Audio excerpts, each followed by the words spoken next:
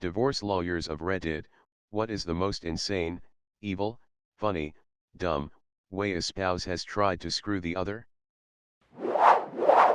Not my case, but during my first year of law school lawyers from different practices came to give us a peek behind the curtain of different areas. The divorce lawyer told the story of rather well-to-do couple that spent months and months and many tens of thousands of dollars fighting over absolutely everything, all the way down to a single ceramic ashtray. He couldn't remember the significance, but somehow it had come through the husband's family. Even after everything else had been decided, they spent many more months and nearly $100,000 fighting over just this ashtray. Then, after a court hearing, the wife finally won the ashtray. She promptly strode out to the white courthouse steps, and smashed the ceramic ashtray. Left the pieces all over for the husband to see on his way out. Decided that day I would not be a divorce lawyer. TLDR. Spent $100,000 to win an ashtray only to smash it in spite. Another Redditer a few years ago gave a story about a couple getting divorced. I couldn't find the OP, but here's a quote from a website that covered it. "True and, not me but a neighbor. The couple got divorced and she got the house in the settlement. Only the house and the immediate house lot, not the surrounding land, that went to the husband. The first thing he did was sell all the lumber off the rest of the land. She went from living in a nice forest to living in a clear cut. He wasn't done yet. Once the trees were gone he sold off the topsoil, then the gravel under that. By the time he was done her house was on a hill overlooking a barren landscape reminiscent of the lunar surface. This was years ago and the place is still hideous. Here's a Google Street View of the house. https://i.mguru.com/y6m5ox.jpg. My friend's dad Alan is a lawyer and does mostly divorces and custody cases.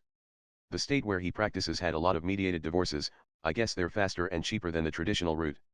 He had a couple come that had already figured out division of property, custody, support, etc. Alan figures it'll be a quick afternoon and he'll be home in time for dinner. He's reviewing everything with them and gets to the question of which parent should be called first if the child gets hurt or sick at school or camp. Well, for some reason this turned into a huge issue. Each parent wanted to be the one who was called first. The couple argued for an hour, for which Alan was being paid hundreds of dollars. After an hour, Alan suggested that they split, take a break, collect themselves and start discussions anew on another day, or maybe talk about it on their own and come see Alan when they figured it out. Nope, the couple insisted on ironing it out right then and there. They fought for 6 hours while Alan just sat there and listened. They refused his help, they refused to come to an agreement. By this time it was almost 8 p.m. and Alan said, "I don't care what you two do, but I'm going home to my wife right now." For some reason, that seemed to make something click for them and they did eventually resolve it. Not sure why it took 6 hours and a couple of $1,000s to do it, but they did. Guess everyone has a hill to die on. Friend was going through divorce from insane husband. He had been texting her pics of the gun he bought and threatening her. Police were called. Nothing they could do because it was only a picture. He was staying with a secret girlfriend at this point. She allowed him to go get his stuff from the house. She was scared to go back in the house alone.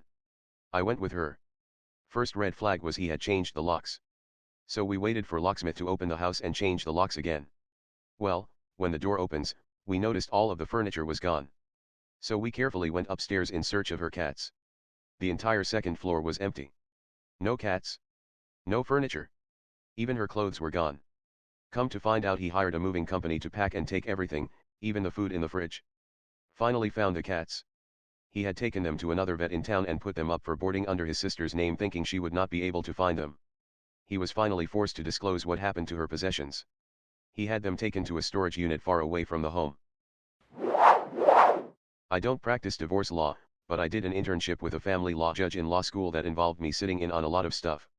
One divorced couple came in because the ex-husband wanted to lower his spousal support payments, due to his lowered income, great financial responsibilities, and the fact that his ex-wife was declining to seek paid employment, all of which sounds reasonable on the face. It turned out that while his income had been lowered due to cuts, his new wife, who technically worked as his assistant, and had done so prior to the divorce, was now making quadruple her salary, more than he ever had. He claimed that his ex-wife had unpaid renters living with her and could have money to survive if she charged them rent. It turned out they were the couple's shared 18-year-old twins who were living at home, having just graduating high school, and were going to keep living at home while starting college in the fall. It also later turned out that he allowed his stepdaughter and her 2 children to live with him and his wife rent-free and paid for her college. His ex-wife produced evidence that he told his own kids to figure out paying for college themselves. He claimed that his ex-wife worked as a nanny for free by choice and should be getting paid for work elsewhere. The kids she watched for free were their 3 joint grandchildren from their eldest child, 2 of which were severely disabled. I was a cancer kid, so know quite a few people who went through the process. I went to Yellowstone to camp and see a wild buffalo. I also volunteered at my local wish granting foundation. One very young girl wanted to go on a hunting trip. They sent her and her dad to a hunting lodge where she ended up breaking the lodge record for the largest buck ever shot. She wanted the entire thing stuffed. To this day in her house there is a massive deer, body and all, standing in the living room. Another kid really wanted to eat bugs because he was a really big fan of the Survivor shows. They had a chef come in and cook bugs from all around the world in various ways. He really enjoyed it. I also just want to say that a ton of kids want to go meet a WWE pro wrestler, and they're normally the kindest people. A lot of kids want to meet celebrities and they only give them 5 minutes, but the wrestlers really try to make an experience. John Cena is great. Apparently Robin Williams was also the best wish granter. He would take the family out to eat, pretend to be the genie, take the kids to stores and buy them things, and if he was in their town he would try and visit. I never knew anyone personally that met him, but the president of the foundation said they very much mourned his loss because he was so terrific for so many of their kids and their families. Not weird, but a funny experience. Through a similar organization supporting UG adults with cancer, my best friend was offered tickets to One Direction. She accepted. The org had about 50 tickets, and she asked me to go. One Direction were right at the peak of popularity, but we both only knew one of their songs. We decided that we should really know a few more songs before we went, so trekked to a record shop, in her wheelchair, and asked the young guy for their album. Which one? Turned out they had released 3 records already. When we got to the concert, we thought the warm-up act was the real band and were gobsmacked to see 5 guys in One Direction, as we thought there were only 4, apparently since then, one quit. When they sang a cover of Teenage Dirtbag by Wheatus and the young girls in front of us announced, "OMG, this is their new song, it's so relevant," we knew we were far too old to be there. Also, as the concert was mostly 12 to 17-year-olds, the bars were closed. It was a fab day regardless, and it always makes me smile when I remember it. I used to be a wish granter, and one kid wished for his parents to become citizens. They were illegal and it was a constant source of anxiety for the kid that they could be deported. Unfortunately, despite the name Ma can't grant everything, and they did try, got a lawyer and everything, but it wasn't possible. More than 50% of wishes are Disney, though. Edit. Being a wish granter is a volunteer job and I highly recommend it for anyone looking for a volunteer role. You get to ask the child their wish and you organize the going away/wish party. Edit. You guys have latched onto the going away party. 1. It's a common misconception, but most wish kids don't die. See my below comment. 2. They get a send-off party. Word it however you want, haha, but it's a party before they go on their wish trip. A lot of parents use it to celebrate everything the child has overcome and put up pictures of them in treatment, etc. It is a send-off, though not to end of life you mind in gutter people, to Disney World or wherever they want to go. Wish child and wish granter here. Strangest wish I heard from a fellow granter was the child wanted to visit his dad in prison. That's all he wanted and wouldn't be talked out of it. She offered to make the drive fancy, at least, BC it was 2 hours away, with a limo or fun car ride. He declined. His wish to simply see his imprisoned dad was granted, plain and simple. The wishes I granted were pretty traditional, Disney or other vacations.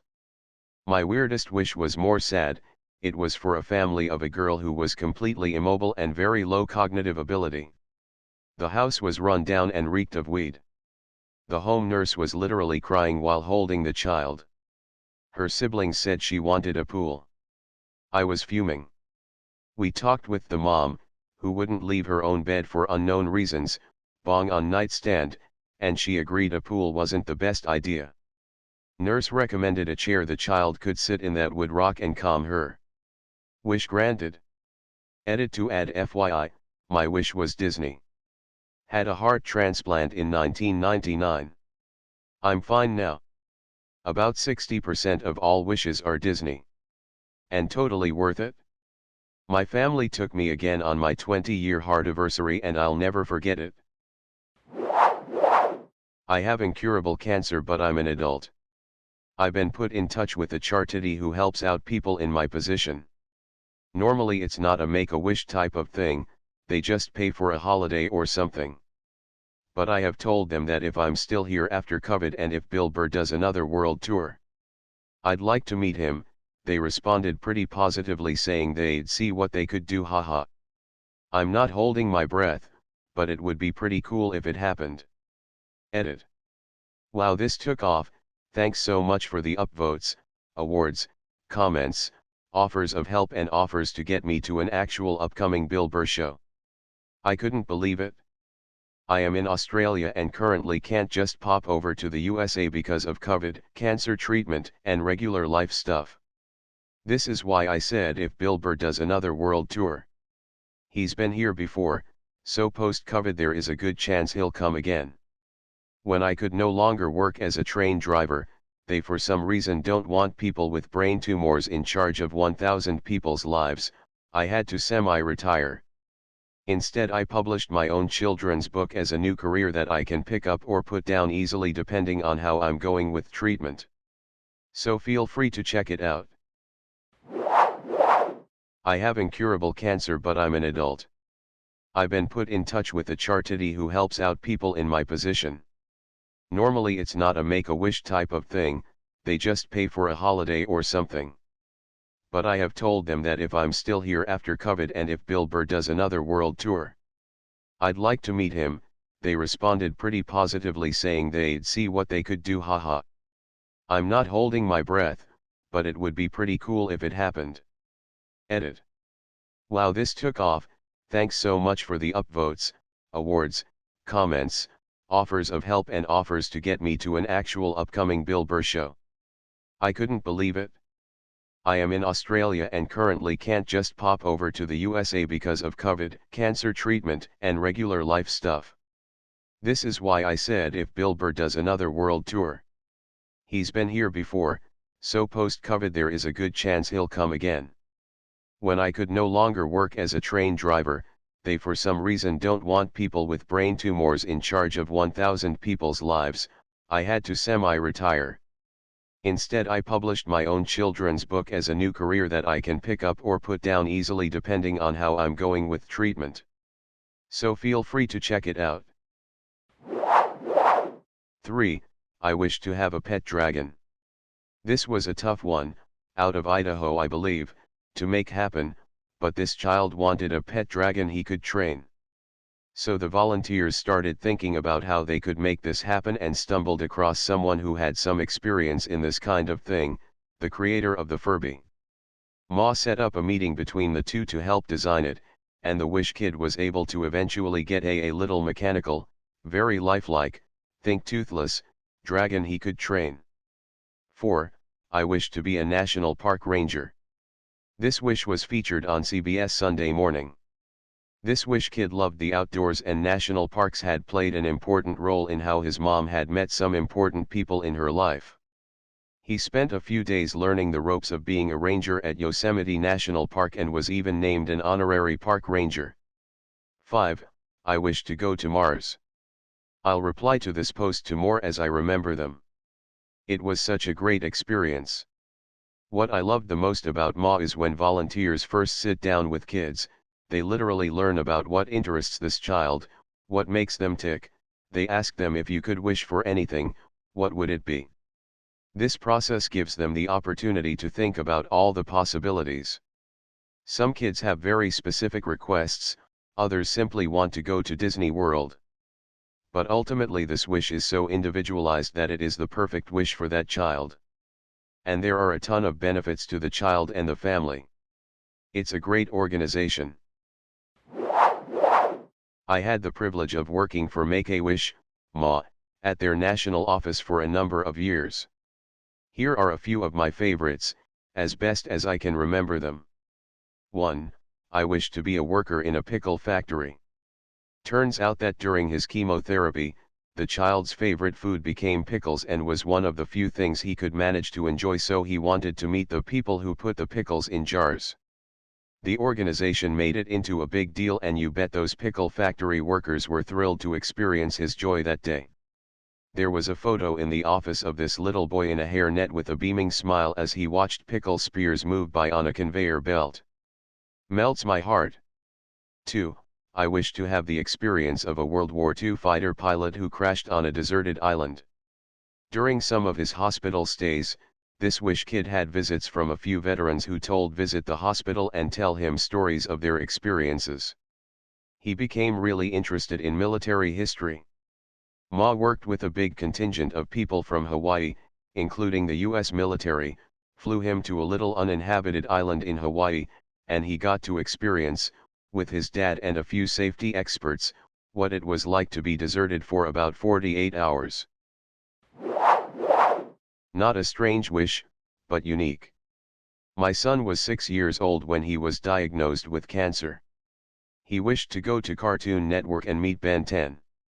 We live in North Carolina, so traveling to California was a big deal.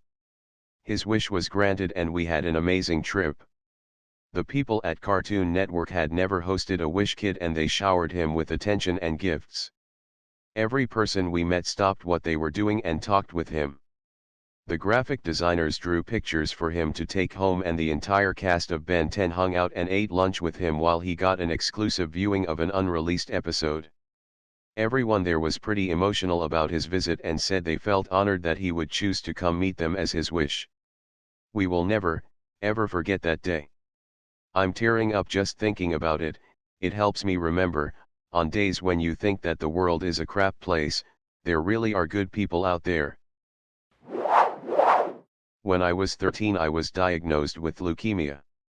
After 1.5 years of treatment, my family and I did our wish to go to Greece.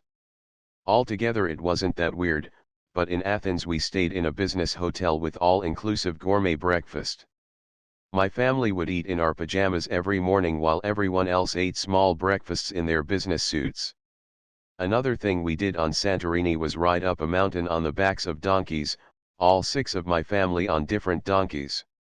It was the end of the day, so the animals were tired, and we didn't sign any sort of liability papers, we just went for it on the steep cliff face.